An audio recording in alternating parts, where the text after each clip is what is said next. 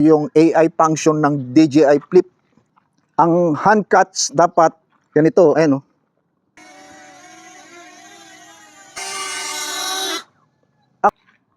Good morning sa lahat. Andito tayo ngayon sa may football field. Linggo ng umaga at maganda ang panahon. Sikat ng araw. Kanina paggising ko maulap. Ang gagawin ko ngayon, ipakita ko sa inyo yung AI function ng DJI Flip. Ito. Simple lang. Itong si DJI Flip, maganda to pang vlogger. Gusto mo ng mga selfie shot, kahit wala kang kasama, mag-isa ka lang, magagamit mo to. Ito rin, pwede mong gamitin nung wala kang remote. Pero pwede mo rin siyang gamitan ng cellphone, pero limited ang range kung cellphone. Ito lang ang power on yan. One click. Ano ba? Yun.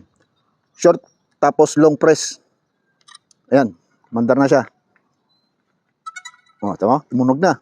Ayan o, meron siyang selection dito. Yan.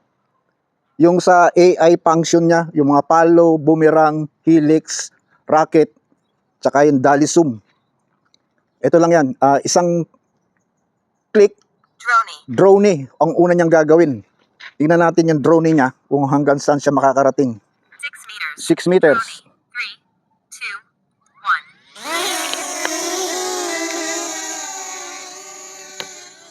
2, 1. Yan, drone 6 meters ang layo. Taas. Mga 6 meters din siguro ang height o 4 meters ang height. Tapos babalik sa'yo. Lagay mo ang kamay mo sa ilalim.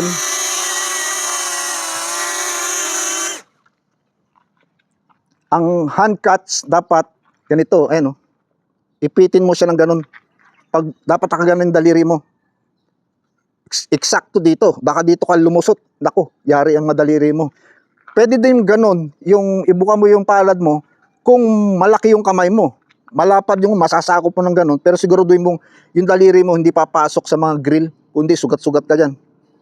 Ang susunod namang function niya, circle. Tingnan. Circle, 2 meters to eh. Tingnan natin. 2 meters. Circle. 3, 2, 1. Ayan, 2 meters. 2 meters ang layo sa akin, iikot siya pa kanan. Iikutan ka niya, 2 meters ang layo. Tapos, ganun din, babalik din siya doon sa pinanggalingan niya.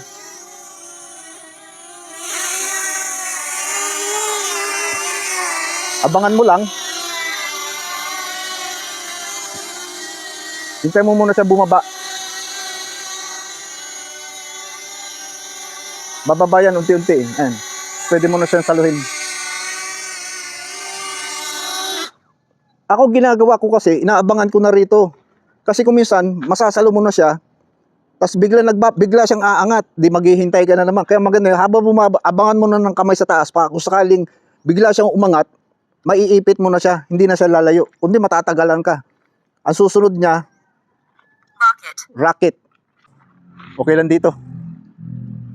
4 meters. 4 meters rocket. 3, 2, 1. Yan, lumayo siya ng half meter sa akin, aangat na yan. Malakas ang hangin ni Flip.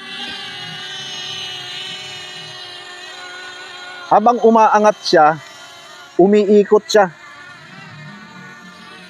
Ayun o. Pero ang camera nakatutok pa rin sa akin. Ganon ang rocket niya. Yan. Nasa taas na siya 4 meters, bababa na naman siya. Habang bumababa, umiikot pa rin siya, pero yung camera nakatutok pa rin sa akin. Dito siya umalis, pero dito siya maglalando. Nag-iba ang orientation niya.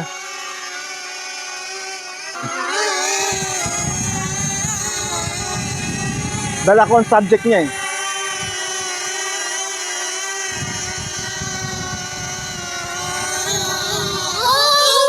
Yun ang sinasabi ko. Tignan nyo. Nakaabang na ako pababa, bigla siyang aangat, kaya inaabangan ko rito sa mas mabuti na yun kaysa madisgrasya ang drone mo. Kailangan maingat ka.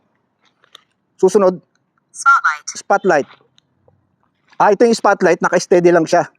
Kahit saka pumunta, iikot lang ang drone, susundan ka niya. Hindi siya aalis sa pwesto niya. Kahit malayo ka na, nakatutok pa rin sa'yo. Tignan natin to. Spotlight. 3, 2, 1. Yan. Diyan lang ang posisyon niya. Kahit saan ako pumunta, iikot siya kasi sinusundan niya ako. Yun ang settings niya ng spotlight. O, kahit bumalik ako, susundan niya pa rin ako. Nasa isang lugar lang siya, steady lang. Yun. Ang susunod naman ay spotlight. Ito na yung dolly zoom. Dolly zoom. Yun, lalayo siya. Pero habang lumalayo, yung background ko, yun ang lumalaki. Pero ako, hindi nagbabagong size ko. Wide. Dolly zoom. 3, 2, 1. Yan. Ay, nag-struggle siya, umihip yung hangin. Matras na siya.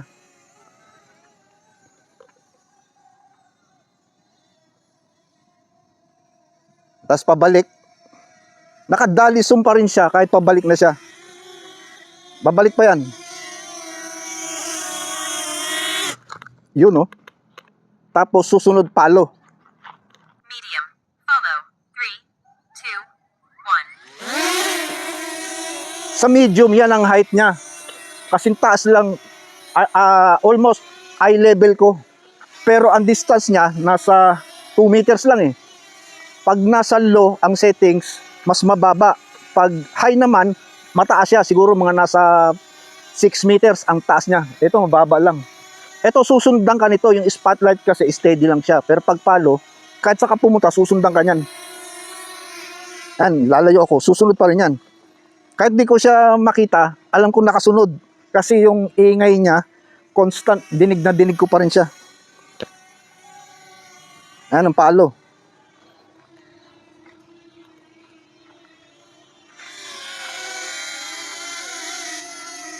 Dapat bumalik siya sa akin.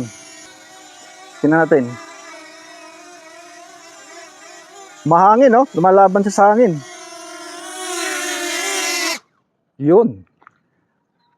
Yun ang pwede mong gamitin na AI function niya kung vlogger ka. Alam mo, naglalakad ka, gagawa kang content, pwede mong gamitin yung palo. Maganda to eh. Kahit wala kang kasama, para ka nang may photographer. Ngayon, ang gagawin natin, subukan naman natin to, gamitin natin yung cellphone. Yan, papalit muna akong settings. Lulubat na tong action cam ko, kailangan mabilisan na to. Ito, gagamitin ko ang cellphone para kay Flip. Ano? DJI Fly Up. Dali. Punta muna tayo sa control. Palo. Ayan, gamitan natin ng cellphone si Flip. Cellphone lang. Pero para magamit mo, kailangan meron ka ng apps ni DJI, yung DJI Fly. Ang function nito sa phone, pareho din ng AI nito, yung mga palo, rocket, drone, yung mga boomerang.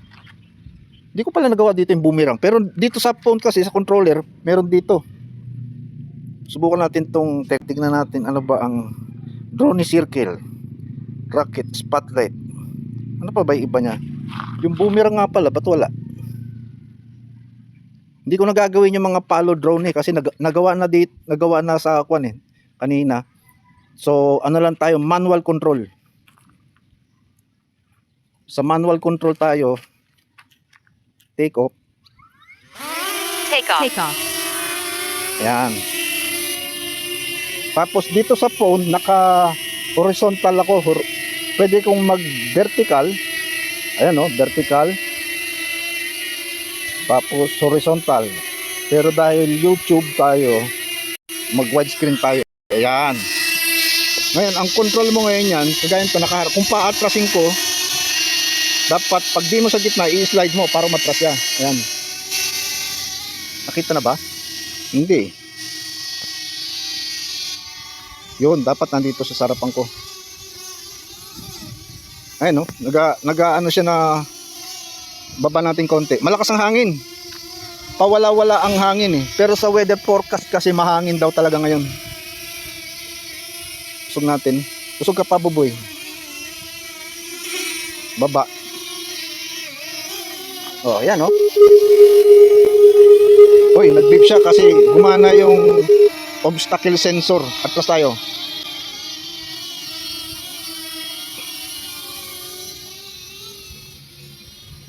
Ayun oh.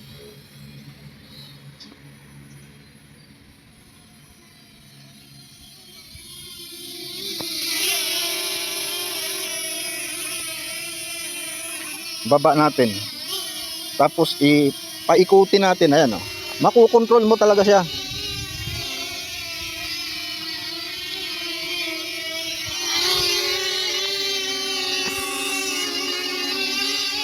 Balik.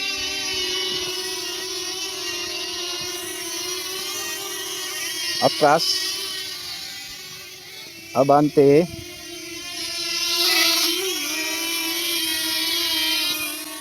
Pakita ka sa camera. Yan no. Baba. Ikot ka. Napita mo sa camera. Ha? Atras ka, atras.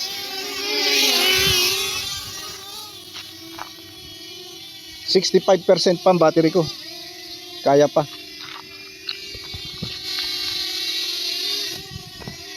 Tingnan natin hanggang saan siya makakarating sa ganyang distance. Malakas pa naman ang battery ko eh. Taas natin konti.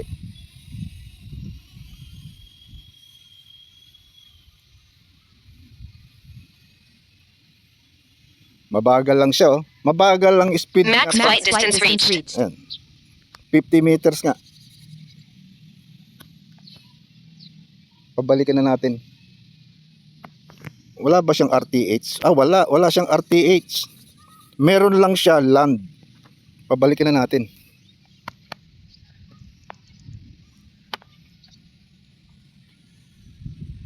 Baba ng kaunti.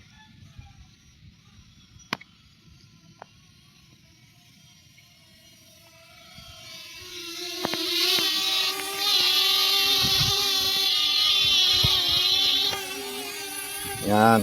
Tapos ano yung camera? Pa-camera. Balik na natin siya sa landscape. Tapos balik tayo sa palo. Yan, gagamitan natin ng voice command.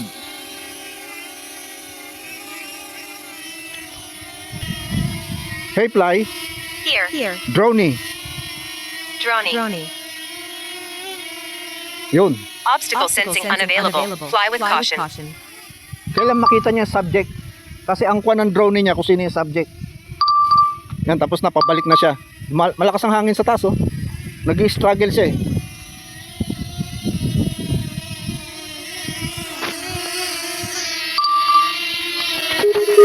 Landing. Ayun na. Landing. Yun ang mga, kahit yung ibang function niya magagamit mo sa phone. Tapos ang advantage lang pag sa phone, pwede mong i-adjust yung height, yung distance sa'yo. Yun ang maganda kung hawak mo yung phone. Pero limited ang range kung hawak mo yung phone. Dapat talaga meron kang RC entry doon sa standard o kaya RC2. Yun ang the best doon para ma-maximize mo yung capability ng DJI Flip. Ang susunod natin gagawin, ang gamitin natin ngayon yung RC2. Palit tayo ng system. Got it.